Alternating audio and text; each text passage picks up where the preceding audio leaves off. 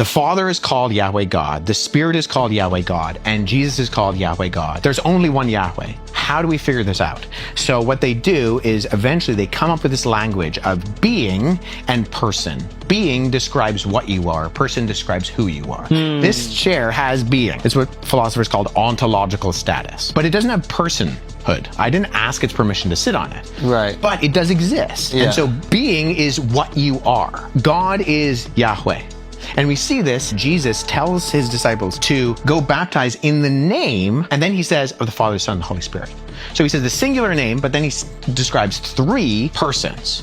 And so this is the question the early church is wrestling through, and they say, okay, Jesus is given the honors, the attributes, the names, the deeds, and the seat of God. It's an acronym, HANDS. The Spirit is given the honors, the attributes, the names, the deeds, and the seat of God. And the Father is given the honors, the attributes, the names, the deeds, and the seat of God. There's only one God. How do we understand this? Now, the ancient Jews actually already had a concept of this in that they weren't Unitarian fully. God can rule and reign in heaven, and yet the Ark of the Covenant could still have God's presence. Before Sodom and Gomorrah, Abraham is met by three individuals, two that are identified as angels and one that is identified as Yahweh God. The angels go off to Sodom and Gomorrah. Abraham dialogues with Yahweh. Eventually, Abraham leaves, and then in chapter 19, in Genesis 19, says that Yahweh on earth rains fire and brimstone from Yahweh in heaven. Now, you only have one Yahweh, so what's going on there? Well, we would say, within like a Christian framework, this is the pre-incarnate Christ. He is not enfleshed in who Jesus is, but this is the complex unity. And the Jews understand this, and even early on in rabbinical Judaism, there's also this idea of the Shevrot, which are like the presence and spirit of God all throughout the earth. So in that sense, ancient Judaism, sometimes it's called the two powers in heaven. I don't love that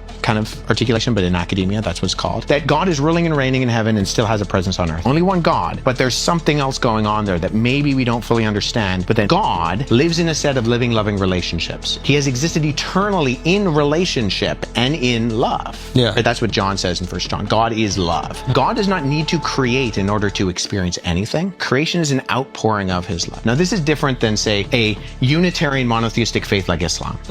In Islam, in one sense, philosophically, God does need to create to experience love, because love requires an object and a subject. And so, in order to feel love, the Unitarian God of something like Islam needs the object in order to feel that. That's not true for Christianity. The Father has been loving the Son in the power of the Holy Spirit forever. The early Christians are wrestling through these things in order to formulate the language of this. Eventually, they come up with this idea, one being in three persons. Being describes what you are, persons describe who you are.